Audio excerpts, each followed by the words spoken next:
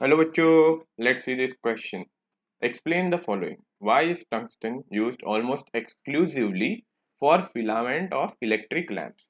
तो first question में ये पूछ रहा है कि इलेक्ट्रिक लैंप में हम टंगस्टन को ही फिलामेंट की तरह पे क्यों लेते हैं. तो वी विल डिस्कस दैट. तो पहले इलेक्ट्रिक लैंप है, उसमें फिलामेंट का क्या रोल होता है ये डिस्कस करते हैं. तो इलेक्ट्रिक लैंप में होता है एक फिलामेंट. ओके, इलेक्ट्रिक लैंप में होता है एक फिलामेंट. फिलामेंट के थ्रू बहुत करंट पास करता है. Large current passes through it. Okay, large amount of current pass करता है इससे. ठीक है. Now large amount of current की वजह से यहाँ पे हमें heating effect of electric current दिखाई देता है, या इसको जूल्स हीटिंग इफेक्ट भी बोलते हैं. ऑफ इलेक्ट्रिक करंट ये दिखाई देता है. Now heating effect of electric current की वजह से ये फिलामेंट का टेम्परेचर बहुत हाई हो जाता है. So becomes high.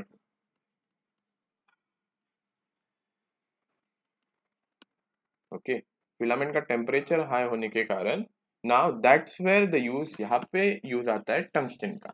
टंगस्टन का क्या होता है कि टंगस्टन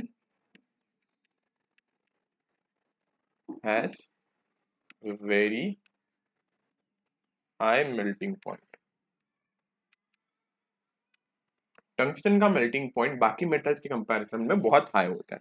तो even after heating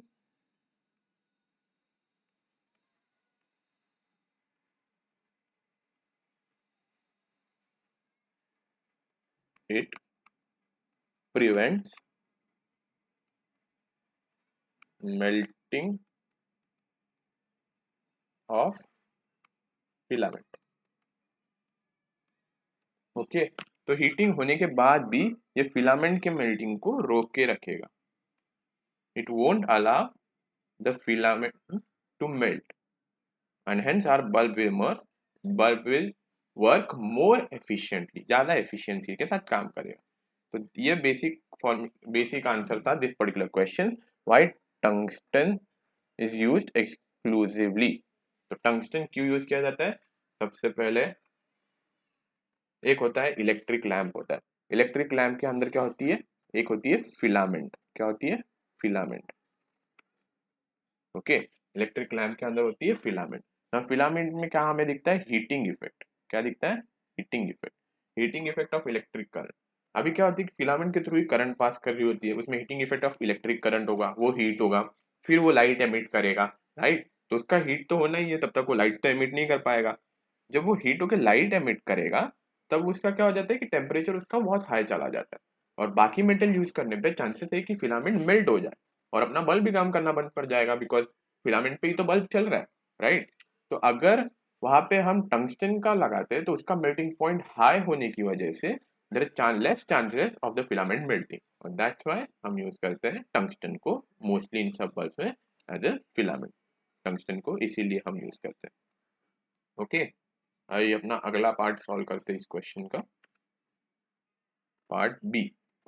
now why are conductors of heating devices is are made of alloy rather than pure metal. Okay, तो ना इसका एक बेसिक रीजन है जो हमको समझना है. alloys have more resistivity slash resistance than pure metals.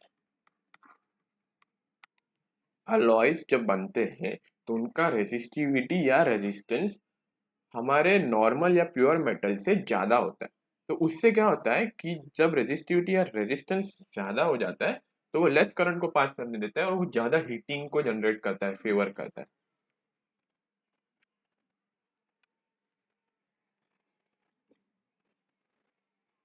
More heating of device, okay, favours more heating of device. और हमें इन पर्टिकुलर, जैसे ये हीटिंग डिवाइसेस है, ठीक है, इन पर्टिकुलर डिवाइसेस में ब्रेड, टोस्टर, इलेक्ट्रिक आयन, हमें हीट ही तो चाहिए ज़्यादा, जितना ज़्यादा हीट होगा वो उतना अच्छा डिवाइस बनेगा, उतना एफिशिएंटली काम कर पाएगा, ठीक है। So this is our answer. Now will discuss third one. अभी हम तीसरा डिस्कस करते हैं, ऑप्शन सी,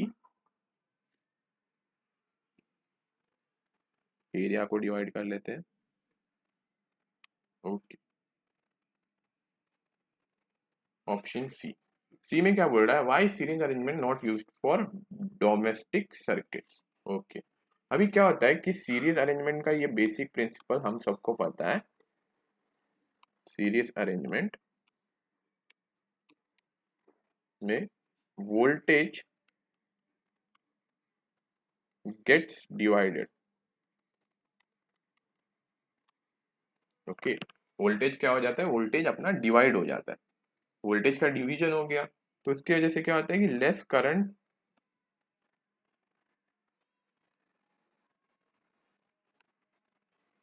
रीचेस एवरी डिवाइस,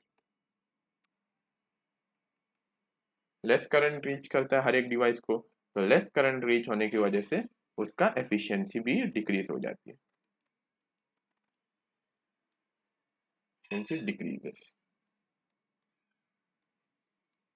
ओके। तो यही है हमारा आंसर, एरिया को डिवाइड कर लेते हैं,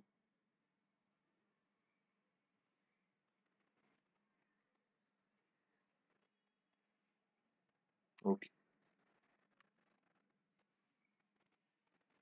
तो सीरीज अरेंजमेंट में और वही पैरेलल अरेंजमेंट में we everyone know that voltage same रहता है, करंट अलग अलग जाता है, तो वोल्टेज सेम रहने के कारण सब डिवाइसेस को अच्छा खासा एफिशिएंसी मिल जाता है काम करने के लिए, okay. We will discuss the next, resistance of wire vary, how does the resistance of wire vary with its cross section area. Now इसका एक बेसिक फॉर्मूला है रेजिस्टेंस का जो हम सबको पता है, that is resistance is rho L by A, resistance is rho L by A, okay. और इस फॉर्मूला से बड़ा क्लियर है कि resistance is inversely proportional to area, तो अगर एरिया इंक्रीज होगी तो रेजिस्टेंस डिक्रीज होगा, और अगर रेजिस्टेंस डिक्रीज होगा, sorry,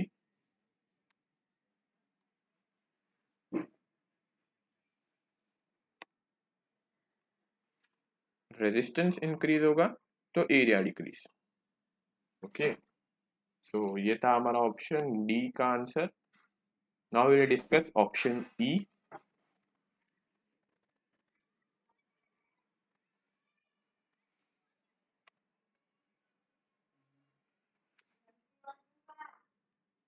option E, copper aluminium wire,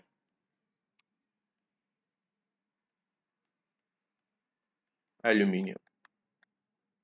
Now in copper aluminium, good conductors of electricity, they are good conductors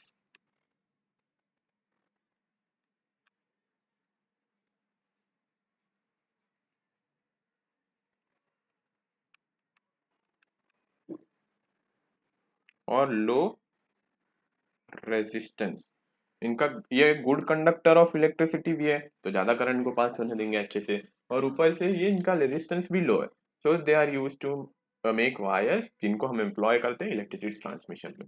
सो हमने सारे ऑप्शंस यहाँ पे अच्छे से एक्सप्लेन कर दिए, and these are the true reasons for these all of the following, so thank you so much